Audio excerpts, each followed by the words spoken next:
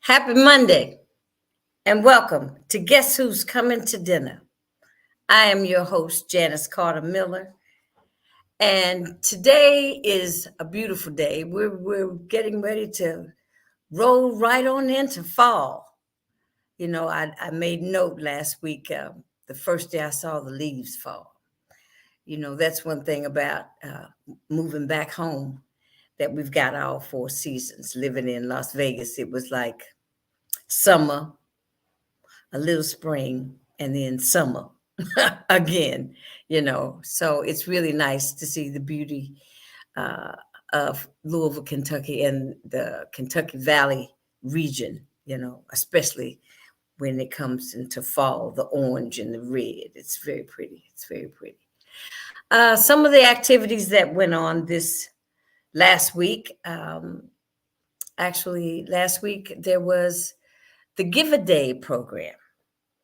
That was a day that everyone was supposed to make a donation to your favorite charity. Everybody was asking kind of at the same time, just to bring it to the forefront of everyone's recollection that you need to be philanthropic, even at a very small level, because Louisville is a very philanthropic kind of city. I watched all the things that happened when the Urban League was building the Sports and Learning Center, and how the city got behind that and made it happen, and actually ended up paying that building off in record time. You know, so we're very philanthropic. I also attended Senator Neal's 39th surprise birthday for the 39th time. And that was wonderful. We had a good time. It was good to see people out. You know, it's great to see people out, but I'm going to tell you that COVID is not gone anywhere. She's playing hide and seek with us. So I think everyone needs to be proactive. You know, if you're going somewhere and you're around a lot of people in close quarters, you may think about masking up. That's just my opinion, you know, because I think for myself, I need to mask up. When I see a lot of people, it just brings it back to my remembrance, you know, about the hugging and the kissing. And, you know, we're Southern and we want to hug and we want to kiss everybody. I'm saying, oh, Lord, COVID is saying, I see you. So be careful. Just be careful. And I think now that the new booster is out for this new strain of COVID. So us senior citizens, I think it's about time y'all go check with your doctor and get your shot. Being proactive doesn't hurt a thing. It's just like that flu shot. And it makes you just feel just a little bit more secure about going in places that have a lot of people in close quarters. Well, I mentioned the Give a Day program to bring you back around to another very philanthropic type of program that you may not know about or have heard about or didn't know exactly what it was all about. And my guest today is Mr. Patrick Lewis with the Filson Historical Society. Afternoon, Patrick. How are you? I'm so happy to be here. I'm glad you said you'd come, because you were so full of information on that tour. I said, we've got to share this information.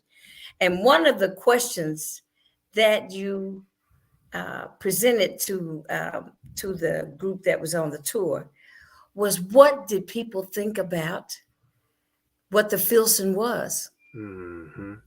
And especially Black folks. That's right. You know, So how did you receive that? Did you have any idea that that's what they thought? Or Oh, tell us yes. what they thought so Well, the yeah, audience can. and we've heard that before. You know, the Filson Historical Society, we're down in Old Louisville. We've only been calling ourselves a historical society for about 30 years now, since the early 90s. Before that, we were the Filson Club, and Okay.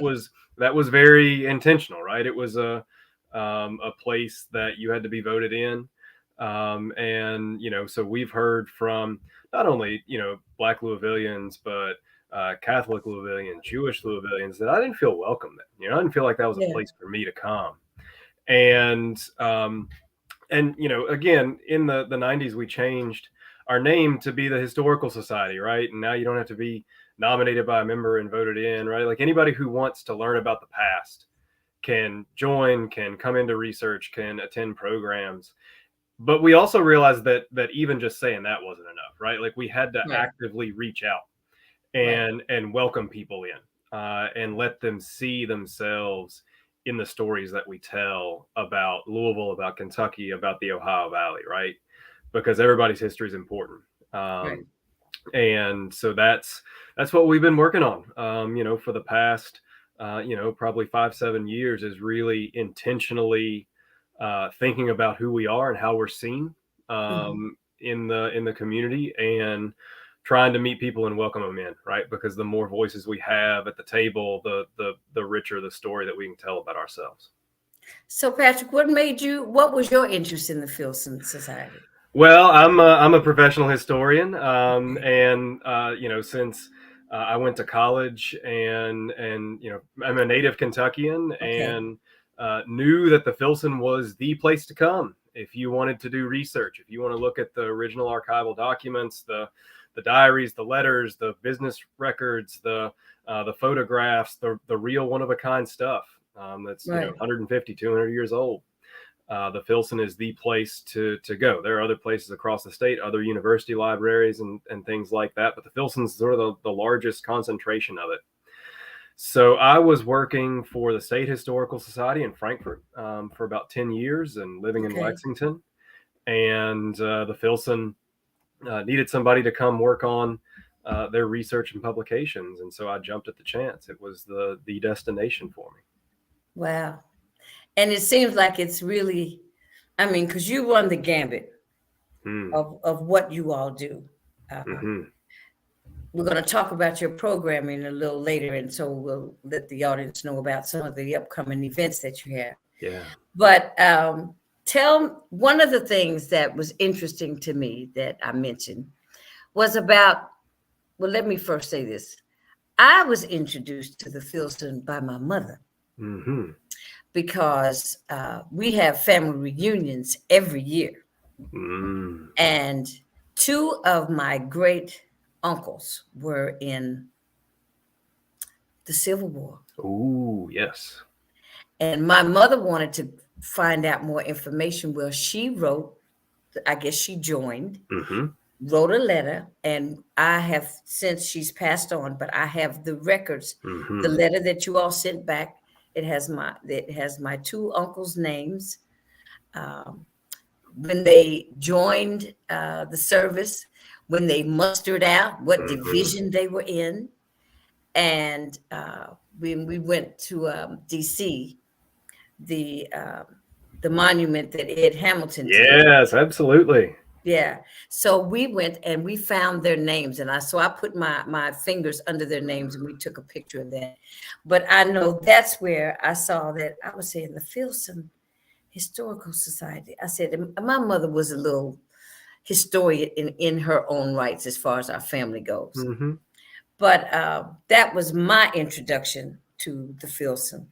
So you've got a section. I know you do memberships. We're going to talk about that. We're going to tell Mhm. how much it costs.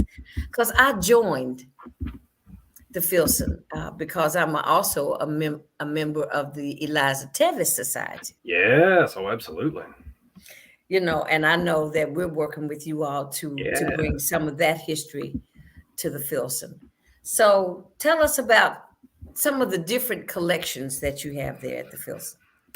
Well, yeah, absolutely. So we've got a library and genealogy section, and for folks who are looking to do family history, that's one of the greatest places to start. And so that's got a bunch of family history books of sort of all the families that end up coming through Kentucky. We got county history books of all the different counties in Kentucky, as well as books from neighboring states, especially states where lots of Kentuckians ended up coming from. Obviously, especially Virginia, Maryland, North Carolina, those sorts of places. And so most folks will come start in there. Mhm. We've also got lots of microfilm of old county records, which are really really helpful for getting down into the weeds on things. Online databases like Ancestry.com and things like that you can come in and use.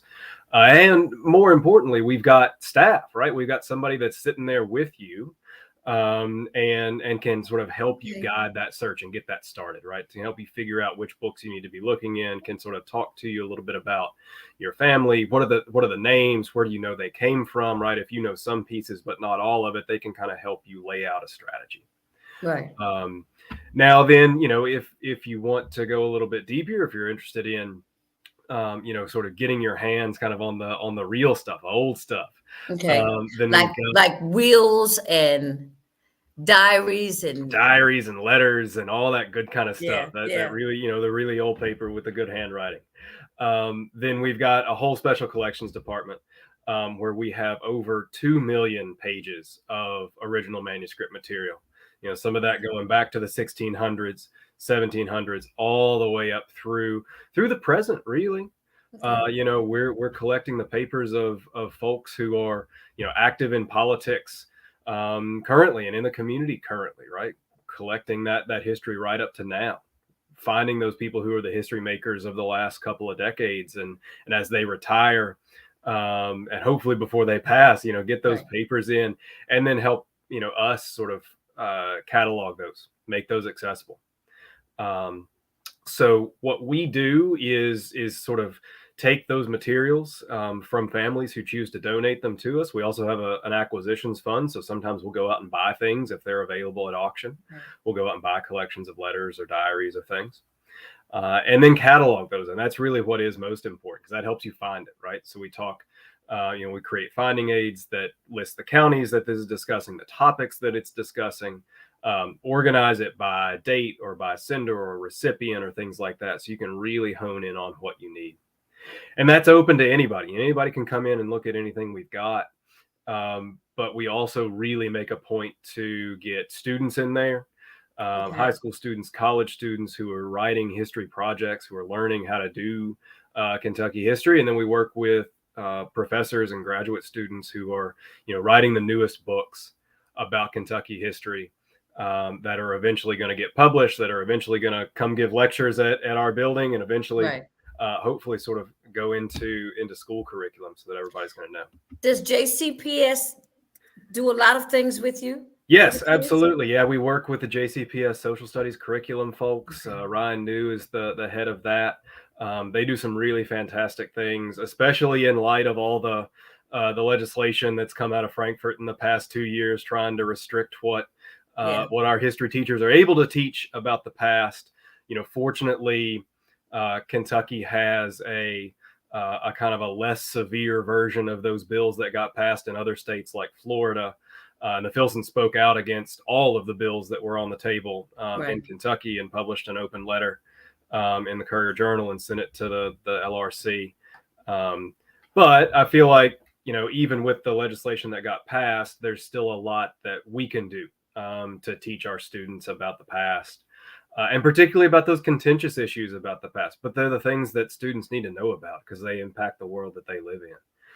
Right. It seems though um, sometimes it sounds like it's not so, we know what we want to teach the kids, Mhm. but then it seems like it's the adults that want to hold us back. That's right. And when I was seeing all this uproar about critical race theory, Mhm. I'm saying, but it happened. Yeah, You that's right. cannot. It happened. So what are you gonna? You're gonna make it like it didn't happen? Right. So Well, and the kids Oh, know. They those, live that reality, right? They see the legacies that, 150 or 200 years of American history. They see it in their classrooms, they see it in their neighborhoods. They're not ignorant. They know no, that they need to understand these things, and they're going to find out. One way or the other. The internet has democratized access to information, and while that's been done mostly good, it's done some harm too. But kids yeah, can find out, and so I think it's much better that we help them and structure those conversations productively. And one of the things that I really love about where JCPS and most of contemporary education is heading is getting students to read those primary sources, to read those letters, read those diaries, read the original words, and then they have to talk about amongst themselves, what this means, parsing information, learning how to deconstruct an argument, learning how to look for misinformation and lies, right? Because that isn't new. wow, People have been obscuring what they really mean behind some flowery language for a long time. a long time. And so equipping those students with those skills that they're going to need in the real world to understand the world that they encounter on social media and in their political discourse, well, they can do that in the past too. And we have those sources for Kentucky history. And so we're really working hard to create lesson plans for teachers at Mm. all levels, just to be able to drop these lessons right into their planning, and then to provide, especially in our after the pandemic, especially digital resources so that they can access those letters, diaries, business records, original Mm. photographs, you name it, from wherever they're at. So when you say we need our kids to read more, so tell me, how do you think AI is Mm. going to affect the delivery of historic events? I'm not real AI fan right now. No, no. I've been really fascinated, listening to my friends who teach, especially in college Okay. campuses, Okay. um, as they've been trying in the past month to write syllabus that has to deal with, what does AI mean in terms of academic dishonesty and plagiarism? Is that fair game? I think the most creative people and lessons that I've seen have been sort of getting the students to pick apart what the AI spits out. And Okay. so the assignment is you ask the AI, "Hey, tell me about the what the Declaration of Independence says," Hmm. and then the AI will spit out whatever it spits out. Right. And some of that's going to be useful, and some of that's going to be garbage. But then the students have to have that exercise of fact checking that Right. Right. and bringing in their own perspective and challenging those ideas with the primary sources. Well, Thomas Jefferson said this in the Declaration of Independence, and we know this about Thomas Jefferson. So maybe what this AI claim is doing. So I think you can spin it into something that is pretty productive. But you got to work at it, and you got to stay ahead of wherever technology's leading us. Yeah. Because because we're there. Yeah. It's a fast moving train. Well, and I think what's really fascinating too is, so we talk about creating these finding aids, that describe what's in a collection, right? So we get the whatever family papers Hmm. from Jefferson County, Kentucky, from 1843 to 1879, and so we'll write up a little description that tells you about the family. It tells you about their activity. They owned a store. They owned a farm. They enslaved this number of people.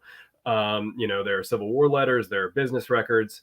And all of that finding aid is searchable by the AI bots behind Google. So Okay. that, and we like that. We want somebody who's asking Google, "Hey, tell me about the history of slavery in Right. Louisville, Kentucky." I want them to be able to find that collection. Right. Um, but now then we run into those other challenges to where, look, the AI machine isn't reading 19th century handwriting. And unfortunately, students And aren't there's stop reading. teaching our kids how to write. Yeah, yeah, they can't read it. So there's some additional access barriers. we're coming up with some neat ways to try and get around that and use the power of crowdsourcing and especially, Okay. God bless retired folks who can still read that stuff and want to volunteer their time. And we got an army of keyboard folks transcribing our materials, and one, to make them searchable, but then just to be accessible in the classroom. It's Right. there's some real barriers to getting able to access the past, but man, if you can connect students in with the real words of somebody who lived in their same county, and that they can connect to some way, Right. that's it. That's how. That's priceless. Mm-hmm. I have our family Bible Mm, that my great grandfather gave my great grandmother. mm-hmm. And there are little letters, not like Mr., but like an L. Mm-hmm. And it seems like it's, I don't know if it's like an English Yeah. from England type of Mm-hmm. script Mm-hmm. that means something else in front of some of the names in the Bible. Have you ever seen anything like that? I was just curious. Oh, I'd love to see that. No, people make little notes about all kinds of stuff like that. We spent a long time before I came to the Filson working on a Civil War project and trying to understand all of the notes that these government bureaucrats in Frankfurt left on documents, and Right. we could decipher some of them, and some of them are just lost. But that'd be interesting, to kind of look at. Um, who gets those notes made on them? Do they live a long time? Do they have children? Do they not? Is there some sort of regularity to be able to figure out who gets those notes and who doesn't? Right. Well, this was on the list of names Hmm. under all the births. There's a page for all the births, Hmm. and it's got these little strange. I said, "Well, what does that mean?" That's really fascinating. Just like it took me a minute to get circa, Yeah. and then I'm saying, "Well, I watched enough Jeopardy. I got circa, so I'm all right now." So tell me something, Patrick. If a person wants to become a member of the Filson, tell me how that works. Well, you can go onto our website and you can sign up for a membership. We've got all kinds of different levels. I hit the wrong thing. I was trying to get over here and make a banner for you. Sure. I can put your website up. So we got all kinds of different levels of membership for everybody. So we start off our basic membership for an individual is $75 a year. That gets you free admission to most of our lectures and events that we hold.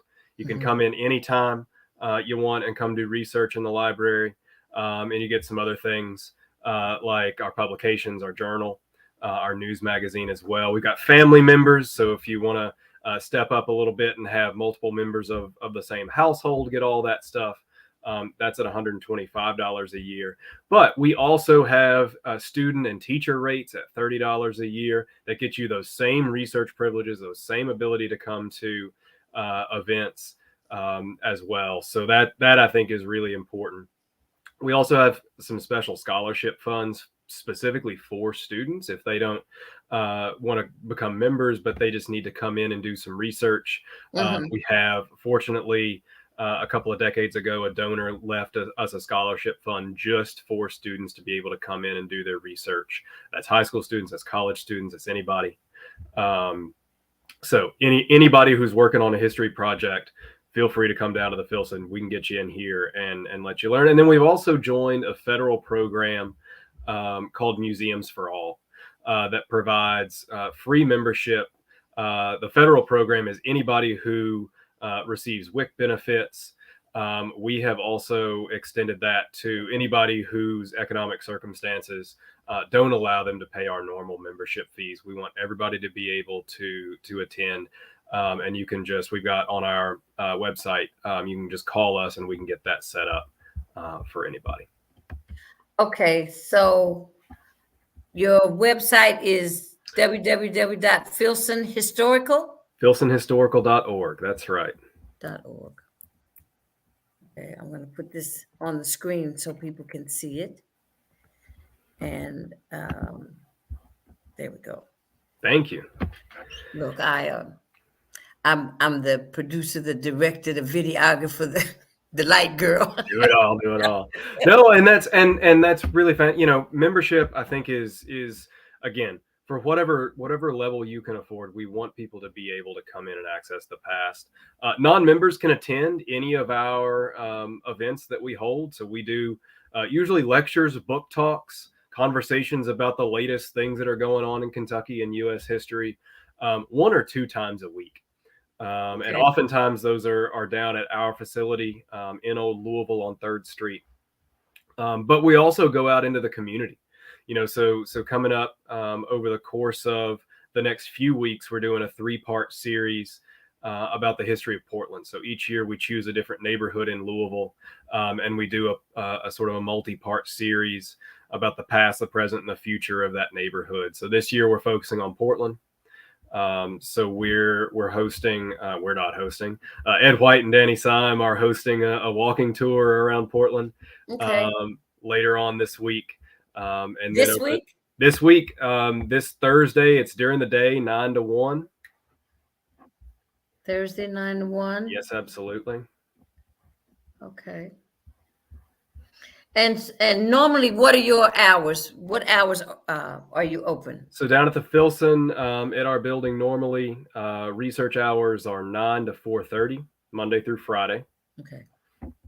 And then events, lectures, and things like that are usually at 6 o'clock, usually on Tuesday and Thursday evenings. Okay. I can put some of this up on my Yeah. I just got my website finished, so I can put some stuff up on it. Appreciate it. And so what was the other part I wanted to go to? And another way that I got more involved with the Filson this year was I interviewed Philip Bond. Oh, Phil's the best. We were talking all things basketball because I am a co-founder of the Dirt Bowl. Oh, yes.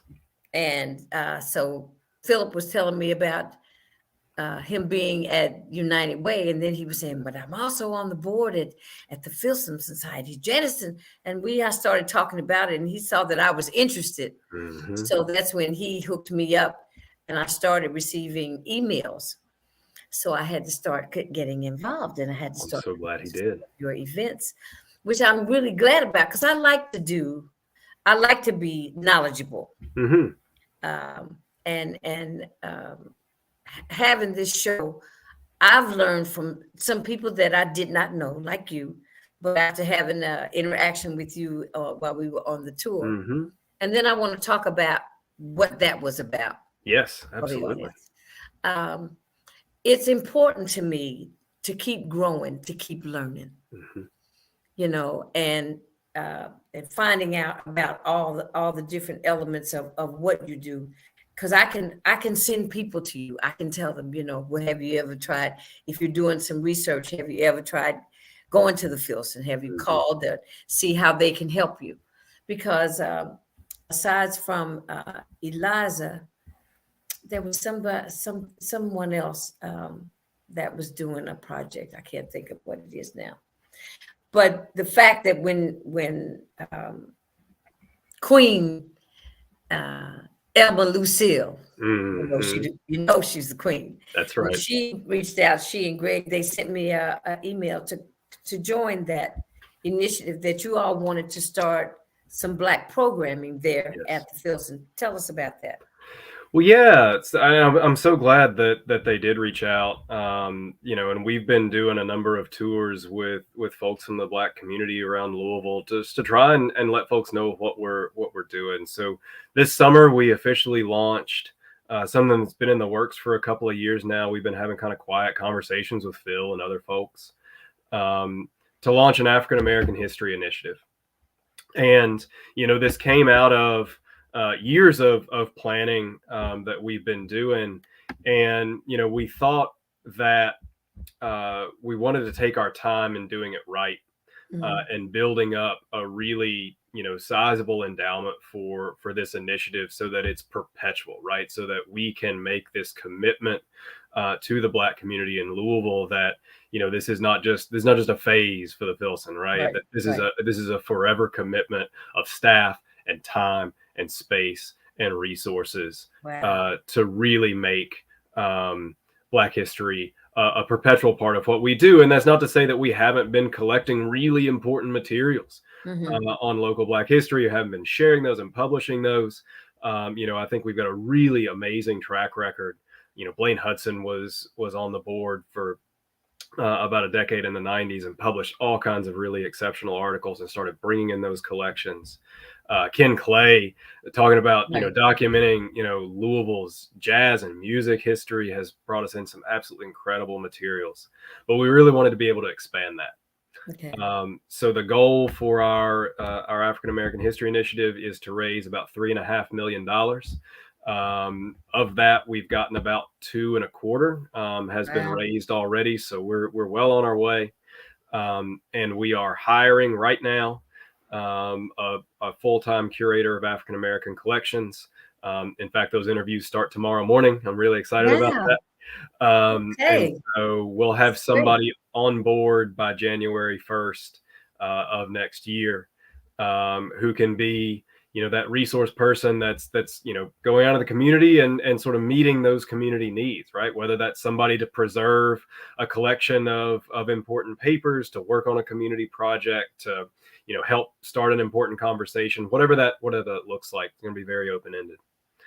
So then after that person gets on next year, we're going to be hiring some support positions, some interns, to really be able to sort of process those materials and make sure that they're ready for research. So that's the big, really exciting work that we've got going on, and I think it's really exciting because we started a very similar project with the Jewish community Hmm. about 6 or 7 years ago.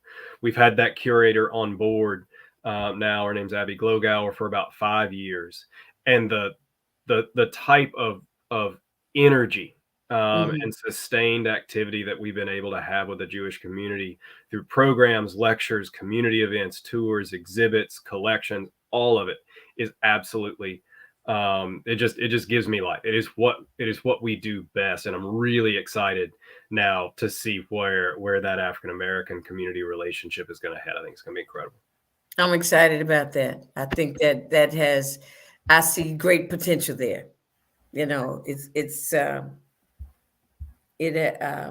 because Louisville's the history, especially of Black Americans in Louisville, really kind of runs through education. Yes. That all of these, if you look at some of the schools, the Phyllis Wheatley, Hmm. um, and you look at some of the educators, Lyman T. Johnson, and um, oh, I mean, I can't even begin to say all these different names. But I remember I used to live on Chestnut Street, Hmm. and Chestnut Street was very historic for that's where a lot of doctors and educators Hmm. lived. Beautiful houses. Yeah, back in the day.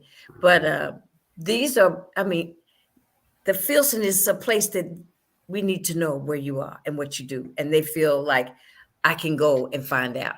And That's if right. I have a question, someone will answer this question for me, Yes. because that's how we learn and grow. And that's why you all are there. Well, and I think that's so important to get back to that learn and grow point, and it touches on something that you said earlier about never stopping that growth and that exploration and that curiosity. Right. We're getting ready to celebrate our 140th anniversary What? next year. Yeah, 140? Wow. 1884. And and so we've been thinking a lot about, what does this mean for us? How can we have this long history but still remain a relevant organization, and who, as our membership has thankfully become more diverse and more representative of the city that we call home and the communities that we are a part of. How do we describe a Filson member, right? Okay. If you go back to that 140 years ago, you can describe a Filson member very narrowly, right? Right. They're a wealthy white Protestant lawyers. That's Right. who they are. But now, again, Can't say that. you can't say that anymore, and that's fantastic, right? But what unites all of those Filson members together? And we've had, a series of conversations with some facilitators and staff and board members and community folks. And what's that common thread? And the common thread is curiosity, Okay. is wanting to dive deep and understand, and not being satisfied with a surface level understanding Mhm. of our community, of our past, and wanting to come back again and again and again and go to lectures and do their own research and come to exhibits and meet other people who are also deeply committed to doing the work and finding out and understanding at a deep level. And it's that level of curiosity and passion that unites everybody Yeah. in the Filson. Because it's something to know where you're from, Mm, and the rich history. yeah. We've got good and bad history. Yeah. We've got black and white history. Hmm. We've got Protestant and Jews and Hmm. blacks history. Hmm. But it's all encapsulated at the Filson. Yeah. Everybody's history is there. And so if there's something that you want to know, that's a place you can go. Yeah. I'm really interested, like I mentioned to you, that since doing this podcast, when you said about collections, if you know anyone that has a collection that they Mm, want to, share with the Filson, and I'm sitting there saying, oh, well, I wonder if I could just submit my podcast, because this is a part of my absolutely. legacy. Hmm. I'm not just the jazz singer, you know, That's I, yes. and that's another part of my history, Yes. that, if somebody said Janice Carter's from Louisville, Kentucky, got any more history on her? And somebody says, yeah, check out the Filson. They've got a whole collection on her, Yeah. on everything she's done. Well, and I think that's so important, and I'm so glad to hear you express that, right? Because one of the things that we struggle with now is getting people to see the historical relevance of their own lives, of their families' lives and stories. Yeah, A lot of people say, "Oh, we weren't important. We didn't do anything. I never was elected to anything, or I never ran a business or things like that." But yeah, you know, everybody's got a perspective, and we try to think now. I'm a 19th century historian, right? So I study the Civil okay, War and Reconstruction and Emancipation. So I think about all the things that I wish I had, right? The hmm, types of sources that I want to have to write the books I want to write, but they don't exist.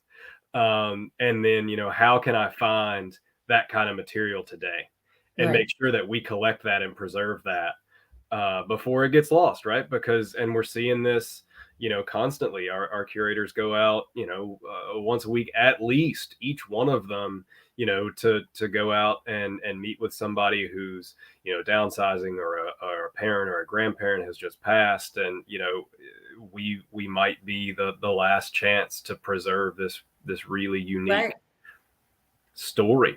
And sometimes that story is told through photographs, and sometimes that story is told through clothes or quilts or military uniforms, right. and sometimes that's through letters or anything. Everybody's got something though. Yep. You know what it makes me think of when you look at, I've been a big Yellowstone fan, right? Hmm. And you look at how they took that and all the different generations of the family. Hmm. And that's kind of how individuals can look at their own families. Some people, we ended up in Kentucky, but we started out in Vicksburg, Mississippi. Fascinating. Yeah. The one thing that I came to, the one of the programs that you had were the Rosenwald schools. Hmm. And before my mother passed, she said her great grandfather worked on Rosenwald schools. Okay. Wow. Yeah. So when I go to DC to the African American Hmm. History Museum, I see the picture of Rosenwald schools. Hmm. So I take a picture in front of it because this is something that my mother told me. And then when I see Philip and I had just connected, and then they sent me something, they were sending me stuff, and I was teaching a class or something. and I couldn't come on the days. Hmm. But this one time, I was finished with my class, and I could come. Good. And I met the curator for the Rosenwald Hmm. exhibit, and because I didn't know how important those schools were, and most of them are in the deep South, Yes. right? But Kentucky had some. Oh, yes. Hundreds of them. Yes, absolutely. Okay. That was Mhm. such a powerful exhibit, and I'm so glad to hear you bring it up. And I'm glad you got to meet Andrew, the curator. That came about, God bless, in some ways, the pandemic and Zoom and everything. We were doing a lecture just like this. He had just published his book. He's a contemporary photographer, Mhm. based in Atlanta, and he'd gone around and shot photos of all these, these schoolhouses that, most of them were in bad shape now because Right. they've been neglected for half a century, but all across the South. And he published his book, and he had this traveling exhibit to go with the book. And after we finished that, one of our members reached out to us and said, that was fantastic, y'all should get the exhibit, that should come to Louisville, we need to see that here. And so that individual and a couple other people, helped us put up the money to get that exhibit here. Mhm. And it was in our gallery almost all summer.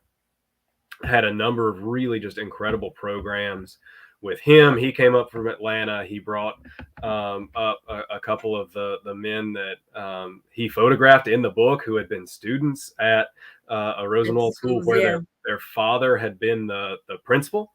And then Oh, both of them went to college and went into education. And so they both came up and talked. And then one of their wives had gotten into historic preservation to preserve the building just outside of Nashville. And we're able to take a tour of the existing Rosenwald schools here in Jefferson County. so Uh, there are still some in Jefferson there County. are, yeah, we went to three here, one in J-Town, one in Eastwood, and one almost into Oldham County, right out towards Prospect. Where's Eastwood? It is out Old Shelbyville Road, almost to the Shelby County line. Okay, okay. Mhm. So that's kind of going out by the old Lincoln Institute, huh? Yes, yes, absolutely. It's headed out that way, and that piece of land is deeply connected in with Louisville Black history. That Absolutely. is P.O. Sweeney's land, and Maurice Sweeney, of course, is still an active presence out that way in terms of real estate. And so that community, that Eastwood School, is where the Sweeney family were educated, and then they, of course, went in and established Chickasaw neighborhood. So that is a deeply historic Yeah. piece My of mother property. was a Lincolnite. My mother went to Lincoln when she came from Mississippi. Hmm. She thought she was going to go to Central High School, Hmm. but her brother had enrolled her in Lincoln Institute. Wow, that's incredible. And one of the things when she turned 90, I have to share this because it made I had goosebumps and I was just in tears. I said, I haven't seen any pictures of my mother in high school. Hmm. So I did the yearbook search Hmm. and I found a picture of my mother's freshman year at Wow. Lincoln Institute, and it said class officers, E. Monroe, president. I said, my mother didn't know anybody. How did she get to be president? It was like, Wow, wow. I that's mean, it's incredible. things like that that you can Hmm. find out about your family, your Hmm. your heritage, your lineage, what's all up in your DNA. That's You know it. what I'm saying? Hmm. And it was like, I mean, I still have that picture where I just literally I had to look on this picture and find her, and she's at the top. But because she was very fair skinned, Hmm. I knew. I said, "That's my mama Right. right there." Absolutely. So it was wonderful just to be able to see that. But history is. I've gotten more involved in the aspects of my own family with the Eliza Tevis. I'm kind of like the spokesperson for them. Hmm. When we get everything together and we get our exhibit together, because we're working on that. That's right. Um, we'll be there to see you. You know that somebody. I don't know exactly who's working with Nat Green and my Jenny cousin Edna and cousin is our Sherelle. reference librarian. She, yes, absolutely. She's in deep with all the Eliza Tevis records. Yeah, yeah. Well, Patrick, I appreciate you taking the time out to talk to me today. This has been so enjoyable. Well, good. I told you it's just an easy conversation that you just kind of tell us about what's going on over there at the Filson because we just need to know. I'll ramble about that anytime. I'll let I'll let Phil know. I'll send him a clip so he can come back, and if he's not watching, I hope he's watching. I had some people people made some comments, and I hit the wrong button earlier, but we'll see. But I thank you so much for coming on. If there's okay, you told me about a couple of things coming up in the next few weeks, some programs. Yeah, absolutely. So we've got that Portland series that's happening. So again, that tour, and then The Portland tour is on this Thursday, right? this Thursday. That's right. And then we've got a panel discussion out at Good Shepherd Church there in Portland on October 2nd as well. It's going to be talking about the sort of the future facing and what can Portland do and sort of that community building aspect. Okay. We've got a new exhibit opening this Friday. So we've got a reception down at the Filson. So if anybody wants to come and browse through it, it's going to be called Animals in the Archives. It's kind of a lighthearted look at people's pets and historic pet photography. Mm-hmm. And so everybody who cares about dogs and cats and horses and birds and everything else, come down and take a look at that. And then you can also see our main permanent exhibit called People Passage Place that we walked folks through on that tour that you were at. Of course, Miss Elmer Lucille Allen has her own corner of the wall with a bunch of her her work, her art, her sculpture, her some photographs and original material from her. She's one of our great collections donors. All those photographs that she takes everywhere, and she's always got her camera on her. When you walk up, I walked up on her at the birthday party, and the first thing was, "Stay still, just take this picture." That's right. It's like the first thing you have. Don't hug me, don't kiss me. She's like, stand still so I can take your picture. and just fair warning to everybody who's around her. All of those photos come to the Filson. So if you're around her, you're going to be part of history.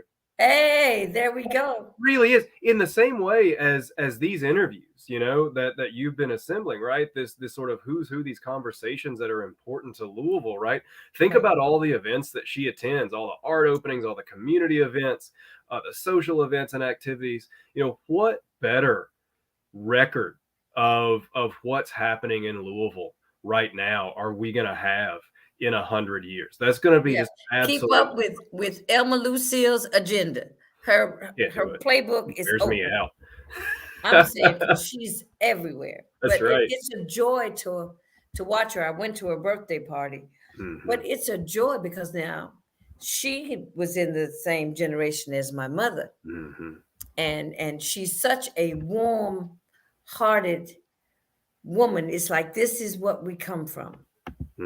This is Elma Lucille is a prime example of who we are. Yeah. Especially in the Black community, we can look to her and say, because a lot of Louisvillians have done a lot of great things. I used to tell people years ago, I said, I'm from the city where we've got Muhammad Ali, the Kentucky Derby, and me. That's it. Trifecta. So that was my little spiel, how I got to be a part of Louisville history. But thank you so much, Patrick. We'll stay in touch. You'll see me soon. Absolutely. And I'll probably be down there coming up soon with Eliza Tevis Society, little group, working things out with you all. That's right. We got some. If you ever want to come back on, you've got something that you want to share with our audience, please feel free. I tell you what, I will take you up on that once we get that new curator hired. Would love to get them on here and have them talk with you and introduce them. So we can meet the new curator. Yeah, absolutely. That'd be wonderful. That'd be wonderful. Well, it's dinner time, Patrick. Bon appetit, darling. Thank you. I'll see you soon. Take care. Take care. Thank you so much. All right, now, the Filson Society. You have to go see for yourself. As things, as life would have it, everything evolves. What it was then, it ain't now. It's even better. Go check it out. You can check out genealogy. They've got all different kind of programmings. I think they even do jazz 2 or 3 times a year with Ken Clay. I see Patrick shaking his head. They do jazz 2 or 3 times a year with Ken Clay. And you love to go to jazz with Ken Clay because I think Dick Sisto is usually a part of that as well. But it's just it's a friendly, it's a safe place to go. We're always looking for safe places to go and places to go where we can learn something. And history is a wonderful thing to know more about. As you get older, you want to know more. I mean, when I just found out that one of the last things that my mom told me was about my grandfather working on the Rosenwald schools. But then Sherry Bryant, when the curator was talking, that these collections are being housed, because I wanted to see if I could find my grandfather's name as an employee. So those files are at Fisk. So I told Sherry Bryant next time she goes to Fisk, I'm going so I can go down there in middle, see if I can't find my granddaddy's name. How about that? I hope you enjoyed the conversation. This will play again on Friday at 7 p.m. I call it an encore. So it'll run again on Friday. Until then, have a fantastic evening. Bon appetit. It's dinner time. See you next week.